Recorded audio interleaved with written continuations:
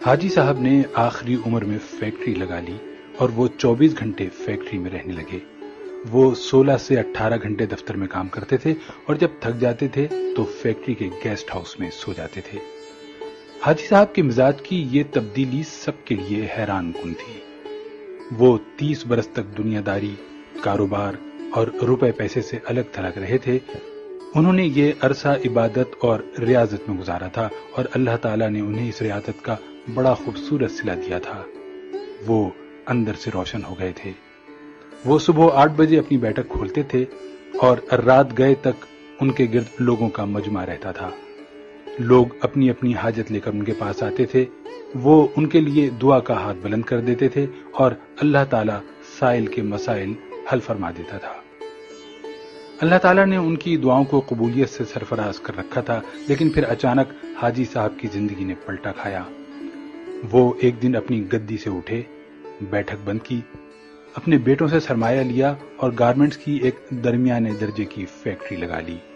انہوں نے اس فیکٹری میں 500 خواتین رکھی، خود اپنے ہاتھوں سے یورپی خواتین کے لیے کپڑوں کے نئے ڈیزائن بنائے۔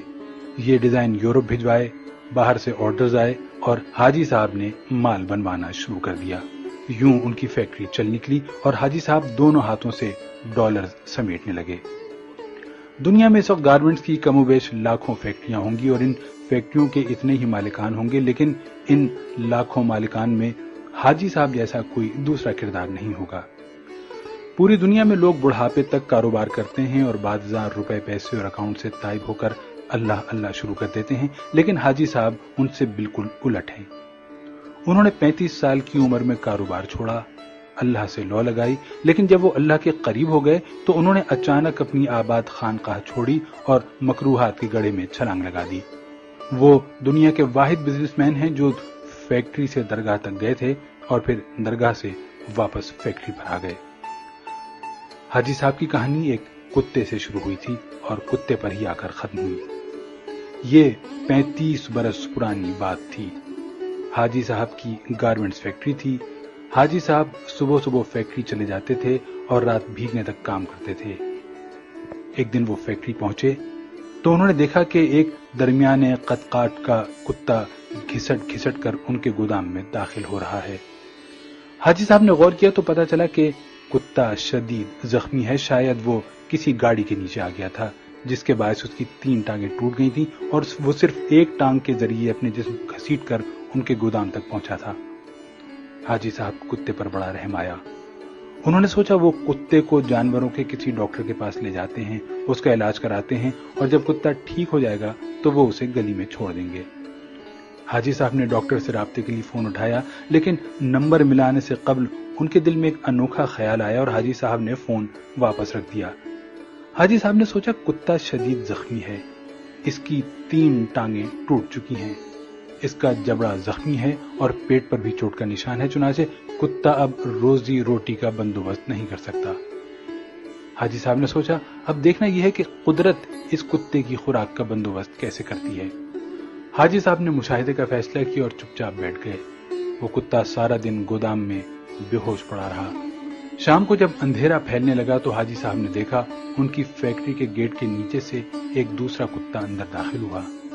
کتے کے منہ میں ایک لمبی سی بوٹی تھی۔ کتا چھپتا چھپاتا گودام تک پہنچا، زخمی کتے کے قریب آیا، اس نے پاؤں سے زخمی کتے کو جگایا اور بوٹی اس کے منہ میں دے دی۔ زخمی کتے کا جبڑا حرکت نہیں کر پا رہا تھا، چنانچہ اس نے بوٹی واپس اگل دی۔ صحت مند کتے نے بوٹی اٹھا کر اپنے منہ میں ڈالی، بوٹی چبائی اور جب وہ اچھی طرح نرم ہو گئی تو اس نے بوٹی کا لقمہ سا بنا کر زخمی کتے کے منہ میں دے دیا۔ زخمی کتا بوٹی نگل گیا۔ اس کے بعد وہ کتا گودام سے باہر آیا، اس نے پانی کے حوض میں اپنی دم گیلی کی، واپس گیا اور دم زخمی کتے کے منہ میں دے دی۔ زخمی کتے نے صحت مند کتے کی دم چوس لی۔ صحت مند کتا اس کارروائی کے بعد اطمینان سے واپس چلا گیا۔ حاجی صاحب مسکرا پڑے۔ اس کے بعد یہ کھیل روزانہ ہونے لگا۔ روز کتا آتا، زخمی کتے کو بوٹی کھلاتا، پانی پلاتا اور چلا جاتا۔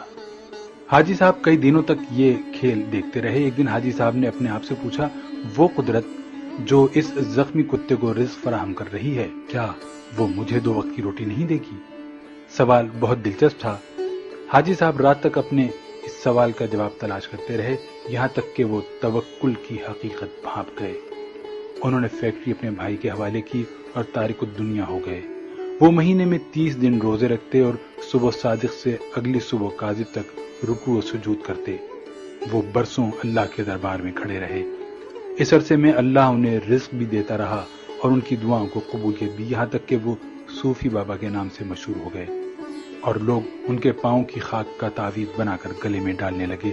لیکن پھر ایک دوسرا واقعہ پیش آیا اور صوفی بابا دوبارہ حاجی صاحب ہو گئے۔ یہ سردیوں کی ایک نیم گرم دوپہر تھی۔ صوفی بابا کی بیٹھک میں درجنوں عقیدت مند بیٹھے ہوئے تھے۔ صوفی بابا ان کے ساتھ روحانیت کی رموز شیئر کر رہے تھے۔ باتوں ہی باتوں میں صوفی بابا نے کتے کا قصہ چھیڑ دیا اور اس قصے کے آخر میں حاضرین کو بتایا، رزق ہمیشہ انسان کا پیچھا کرتا ہے، لیکن ہم بے وقوف انسانوں نے رزق کا پیچھا شروع کر دیا ہے۔ اگر انسان کی توکل زندہ ہو تو رزق انسان تک ضرور پہنچتا ہے، بالکل اس کتے کی طرح جو زخمی ہوا تو دوسرا کتا اس کے حصے کا رزق لے کر اس کے پاس آ گیا۔ میں نے اس زخمی کتے سے توکل سیکھی، میں نے دنیا داری ترک کی اور اللہ کی راہ میں نکل آیا۔ آج اس راہ کا انعام ہے، میں آپ کے درمیان بیٹھا ہوں۔ ان 30 برسوں میں کوئی ایسا دن نہیں گزرا جب اللہ تعالیٰ نے کسی نہ کسی وسیلے سے مجھے رزق نہ دیا ہو یا میں کسی رات بھوکا سویا ہوں۔ میں ہمیشہ اس زخمی کتے کو تھینک یو کہتا رہتا ہوں جس نے مجھے توکل کا سبق سکھایا تھا۔ صوفی بابا کی محفل میں ایک نوجوان پروفیسر بھی بیٹھا تھا۔ پروفیسر نے جینز پہن رکھی تھی اور اس کے کان میں MP3 کا ایئر فون لگا ہوا تھا۔ نوجوان پروفیسر نے ایئر فون اتارا اور قہقہ لگا کر بولا، صوفی بابا، ان دونوں کتوں میں افضل زخمی کتا نہیں تھا بلکہ وہ کتا تھا جو روز شام کو زخمی کتے کو بوٹی چبا کر کھلاتا تھا اور اپنی گیلی دم سے اس کی پیاس بجھاتا تھا۔ کاش آپ نے زخمی کتے کے توکل کے بجائے صحت مند کتے کی خدمت، قربانی اور ایثار پر توجہ دی ہوتی تو آج آپ کی فیکٹری 500-600 لوگوں کا چولہا جلا رہی ہوتی۔ صوفی بابا کو پسینہ آ گیا۔ نوجوان پروفیسر بولا، صوفی بابا، اوپر والا ہاتھ نیچے والے ہاتھ سے افضل ہوتا ہے۔ وہ صحت مند کتا اوپر والا ہاتھ تھا جبکہ زخمی کتا نیچے والا۔ افسوس، آپ نے نیچے والا ہاتھ تو دیکھ لیا لیکن آپ کو اوپر والا ہاتھ نظر نہیں آیا۔ میرا خیال ہے کہ آپ کا یہ سارا تصوف اور سارا توکل خود غرضی پر مبنی ہے، کیونکہ ایک سخی بزنس مین 10,000 نکمے اور بے ہنر درویشوں سے بہتر ہوتا ہے۔ نوجوان اٹھا، اس نے سلام کیا اور بیٹھک سے نکل گیا۔ حاجی صاحب نے 2 رکعت نفل پڑھے، بیٹھک کو تالا لگایا اور فیکٹری کھول لی۔ وہ اب عبادت بھی کرتے ہیں اور کاروبار بھی۔